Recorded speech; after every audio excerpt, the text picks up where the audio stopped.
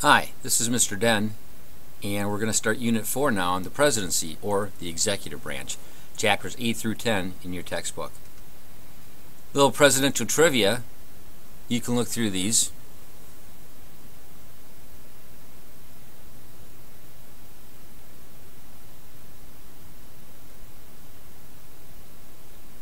So let's take a look at some of these and see if you got them right. Who didn't belong to a political party? George Washington didn't have them at the time. Buchanan was never married. Andrew Johnson and Bill Clinton were impeached but never convicted. FDR served 4 terms. Teddy Roosevelt was actually the youngest president, which usually fools people because John F. Kennedy was the youngest elected president, but Teddy took over for William McKinley when he was assassinated. Ronald Reagan was the oldest. George Bush said, "Read my lips, no new taxes." Nixon resigned before he could be impeached, which he most certainly would have been. Lincoln, Garfield, McKinley, and Kennedy were assassinated.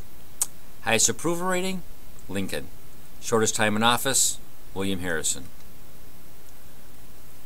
Let's look a little bit at the popularity of presidents, because I think this is pretty fascinating.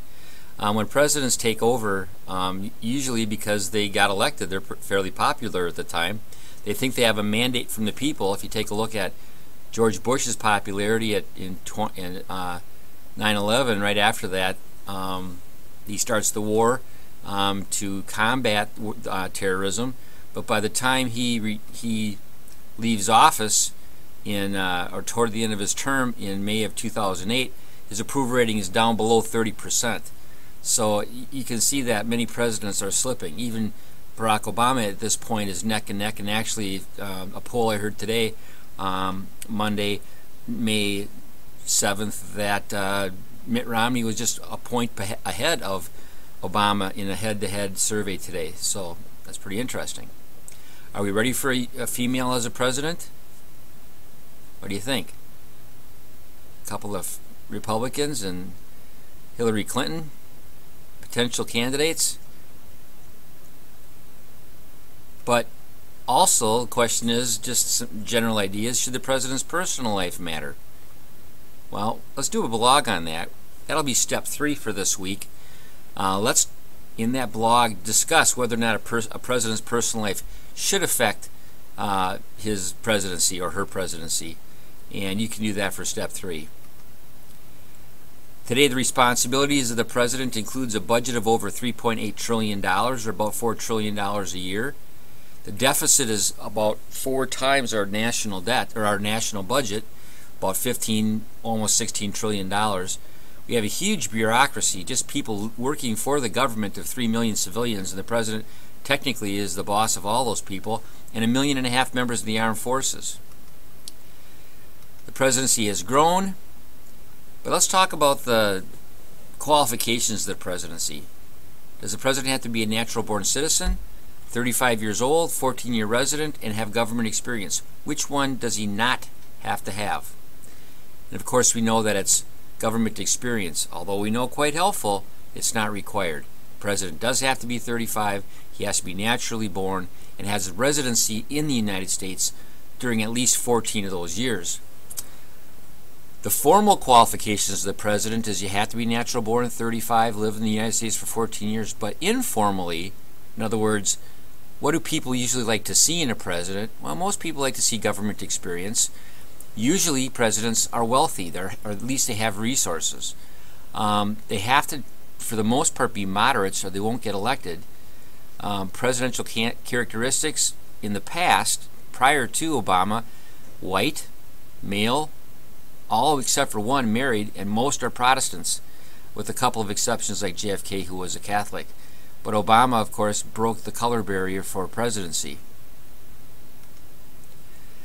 Terms and limits. The presidential term limit is 4 years. However, in the 22nd Amendment done in 1951, probably because of FDR's 4-term presidency, they limited the president to serving 4 terms, and the number of years you can serve is 10. So you can serve 2 terms plus 2 extra years if you maybe took over for a different president, but no more than 10 years. And there you go. The maximum number of years a president can serve is 10. Annual salary is $400,000 with a $100,000 expense account. Lots of benefits. You get to live in the White House. You get basically a private resort, Camp David. You get free travel on Air Force One, security guards and Secret Service, health and dental, retirement, pensions, travel allowance. So you get quite a few perks for being the President of the United States. Vice President has some formal duties. First of all, we know he's the official President of the Senate. However, doesn't really work there very often.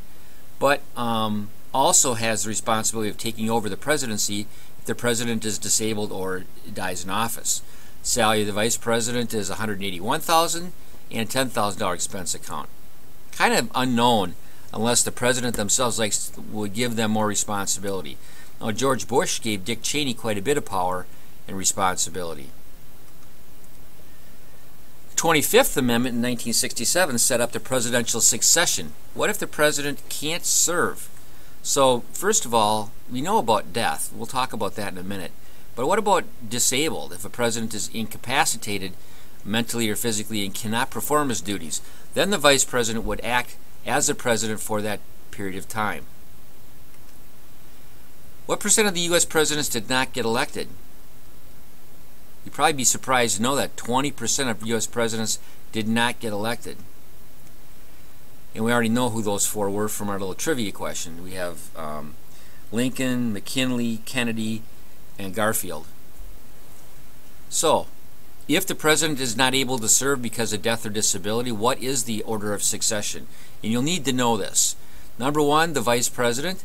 Number 2, the Speaker of the House. Number 3, the President pro temp of the Senate.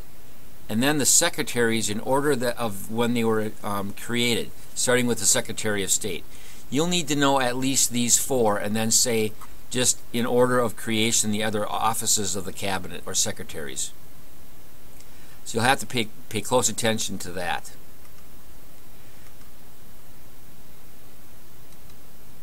Okay. In the democracy of the U.S., the President is elected by popular vote. Is that true or false? Well, that's actually false. It's not by popular vote. It's by Electoral College. Step 4 of this week is to be able to watch a video on the Electoral College. So we're going to skip over this part, and you're going to learn about the Electoral College in a video. Now, if you want to pause it and look at these and learn about the Electoral College, you can do that. But we're going to skip over this part, and we're going to let you watch that video. And if you want to, you can take this link down and watch it, but it should be step 4 of your week's work. So how does the President do all of this work? Well, there's a lot of money and staff involved. You have 15 cabinet departments with those secretaries. You have the Vice President, but you've got all those federal and military employees to help out. And so look at these silly examples of the people who are supposed to help. And that's that bureaucracy that people say gets so complicated. So that cabinet are offices that help the President. Some presidents use those cabinet members a lot to help them with advice. Some presidents wouldn't even recognize their cabinet members or secretaries if they passed them on the street because they don't use it very much.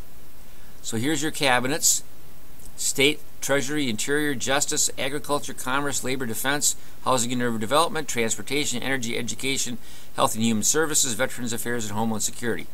Now, some of the presidential candidates on the Republican side have talked about eliminating some of these departments like Education and Labor, saying that they're better served at the state level. But currently, these are the executive departments, the President's Cabinet. And the President has a White House staff. And that's where you get the West Wing. These are the people that work right out of the White House, and they're very important. The Chief of Staff for the President is very influential and helps the President on a daily basis. But the President also has a press secretary and many assistants and advisors that help him with the economy and with foreign affairs and with military issues. Appointees for this White House staff do not need Senate consent, unlike the cabinet members who need Senate consent and executive agencies and departments, judges, and Supreme Court justices. So here's the executive office of the President. So you have the White House, you have the office of the President. So these are administrative areas over here, councils over here, but they're all there to serve the President. They call that the EOP, the Executive Office of the President. EOP right there. National Security Council, Office of Management and Budget, National Economic Council, and Economic Advisors. All of these are pretty important areas of support of the president. We're not going to talk about Minnesota leadership. We're only talking about national government, so we can skip that. But we do want to talk about important terms and vocabulary. Read through these. These are all very important.